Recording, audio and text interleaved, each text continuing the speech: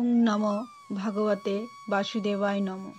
নমস্কার বন্ধুরা, ভক্তের আরাধনা চ্যানেলে আপনাদের সবাইকে স্বাগতম। বন্ধুরা, আজ 22শে মাঘ মঙ্গলবার। আজ শর্তেলা একাদশী। এই একাদশী পালন করলে কি হয় এবং ভগবান বিষ্ণুর জন্য উপবাস করলে ব্যক্তির কিভাবে দুঃখ দুর্দশা দূর হয় সেই সম্পর্কে আপনাদের সামনে উপস্থাপন করব। তাহলে বন্ধুরা, শুরু করছি শর্তেলা একাদশীর মাহাত্ম্য।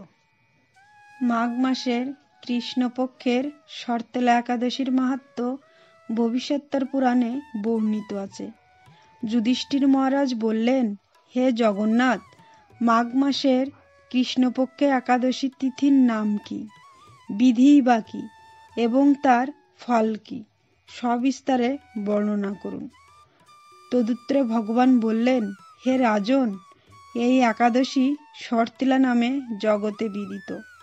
একসময় দালব্য ঋষি মুনিশ্রেষ্ঠ পুলস্ত্যকে জিজ্ঞাসা করেন, মর্তলোকে মানুষের ব্রহ্মহত্যা, গোহত্যা, অন্যের সম্পদ হরণ আদি পাপকর্ম দ্বারা নরকে গমন করে, যাতে তারা নরক গতি থেকে রক্ষা পায়, তা যথাযথভাবে আমাকে উপদেশ করুন। অনায়াসে সাধন করা যায় এমন কোনো কাজের মাধ্যমে যদি তাদের এই পাপ থেকে উদ্ধারের কোনো উপায় থাকে তবে তা বলুন।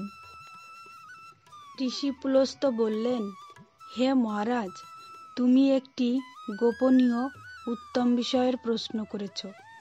মাঘ মাসে শুচি, জিতেন্দ্রিয়, কাম ক্রোধ আদি শূন্য হয়ে স্নানের পরে সর্বদেবস্বা শ্রীকৃষ্ণের পূজা করবে। পূজাতে কোনো বিঘ্ন ঘটলে কৃষ্ণ নাম স্মরণ করবে। রাত্রির অর্চনান্তে হোম করবে। তারপর চন্দন, অগুরু কর্পূর ও শর্করা প্রভৃতি দ্বারা নৈবেদ্য প্রস্তুত করে ভগবানকে নিবেদন করবে। কুষ্মাণ্ড, নারকেল অথবা 100 গুবাক দিয়ে অর্ঘ্য প্রদান করবে। কৃষ্ণ কৃষ্ণ কৃপালুস্তম গতিনাং গতির্ভব ইত্যাদি মন্ত্রে শ্রীকৃষ্ণের পূজা করতে হয়। কৃষ্ণ আমার প্রতি প্রীতি হন বলে যথাশক্তি ব্রাহ্মণকে জলপূর্ণ কলস, ছত্র, বস্ত্র, পাদুকা, গাবি ও তিলপত্র দান করবে। স্নানাদির কার্যে কালো তিল অত্যন্ত শুভ। হে দ্বিজোত্তম, ওই প্রদত্ত তিল থেকে পুনরায় যে তিল উৎপন্ন হয় তত বছর দানকারী স্বর্গলোকে বাস করে। তিল দ্বারা স্নান, তিল শরীরে ধারণ, তিল জলে মিশিয়ে তা দিয়ে তর্পণ, তিল ভোজন এবং তিল দান, এই 6 প্রকার বিধানে সর্বপাপ বিনষ্ট হয়ে থাকে। এই জন্য এই একাদশীর নাম শর্তেলা। হে যুধিষ্ঠির, একসময় নারদও এই শর্তেলা একাদশীর ফল ও ইতিহাস সম্পর্কে জানতে চাইলে যে কাহিনী আমি বলেছিলাম তাই এখন তোমার কাছে বর্ণনা করছি। পুরাকালে মর্তলোকে এক ব্রাহ্মণী বাস করত। সে প্রত্যহ ব্রত আচরণ ও দেব পূজা পরায়ণা ছিল। উপবাসক্রমে তার শরীর অত্যন্ত ক্ষীণ হয়ে গিয়েছিল।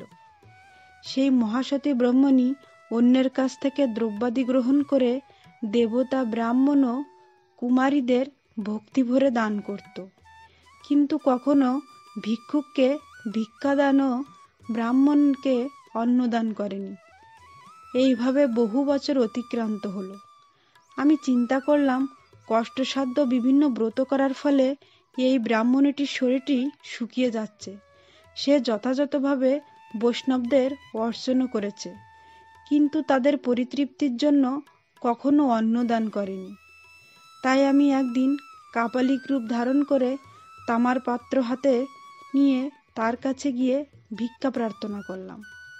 ব্রাহ্মণী বলল, হে ব্রাহ্মণ, তুমি কোথা থেকে এসেছো, কোথায় যাবে তা আমাকে বলো। আমি বললাম, হে সুন্দরী, আমাকে ভিক্ষা দাও। তখন সে ক্রুদ্ধ হয়ে আমার পাত্রে একটি মাটির ঢেলা নিক্ষেপ করল। তারপর আমি সেখান থেকে চলে গেলাম। বহুকাল পরে সেই ব্রাহ্মণী ব্রত প্রভাবে সশরীরে স্বর্গে গমন করল। মাটির ঢেলা দানের ফলে একটি মনোরম গৃহ সে প্রাপ্ত হলো। কিন্তু হে নারদ, সেখানে কোনো ধান ও চাল কিছুই ছিল না। গৃহশূন্য দেখে মহাকরদ এসে আমার কাছে এসে বলল, আমি ব্রত, কৃচ্ছ সাধন, উপবাসের মাধ্যমে নারায়ণের আরাধনা করেছি। এখন হে জনার্দন, আমার গৃহে কিছুই দেখছি না কেন? হে নারদ, তখন আমি তাকে বললাম, তুমি নিজ গৃহে দরজা বন্ধ করে বসে থাকো। মর্তলোকের মানবী সশরীরে স্বর্গে এসেছে শুনে দেবতাদের পত্নীরা তোমাকে দেখতে আসবে, কিন্তু তুমি দরজা খুলবে না। তুমি তাদের কাছে শর্তিলা ব্রতের পুণ্যফল প্রার্থনা করবে। যদি তারা সেই ফল প্রদানে রাজি হয় তবেই দরজা খুলবে। এরপরে দেবপত্নীরা সেখানে এসে তার দর্শন প্রার্থনা করল। তাদের মধ্যে এক দেবপত্নী তার শর্তিলা ব্রতজনিত পুণ্যফল তাকে প্রদান করল। তখন সেই ব্রাহ্মণী দিব্যকান্তি বিশিষ্টা হল এবং তার গৃহ ধনধান্যে ভরে গেল। দ্বার উদ্ঘাটন করলে দেবপত্নীরা তাকে দর্শন করে বিস্মিত হলেন। বন্ধুরা, নিজ সাধ্যমতো তিল, বস্ত্র ও অন্নদান করবে। শর্তিলা ব্রতের প্রভাবে দারিদ্রতা, শারীরিক কষ্ট, দুর্ভাগ্য প্রভৃতি বিনষ্ট হয়। এই বিধি অনুসারে তিল দান করলে মানুষ অনায়াসে সমস্ত পাপ থেকে মুক্ত হয়। বন্ধুরা, শর্তিলা একাদশীর ব্রত কথা আজ এই পর্যন্তই। যদি আপনাদের এই কথাগুলো ভালো লেগে থাকে তাহলে অবশ্যই চ্যানেলটিকে সাবস্ক্রাইব করবেন আর আপনার আপনজনের কাছে শেয়ার করবেন। ঈশ্বর আপনাদের মঙ্গল করুক।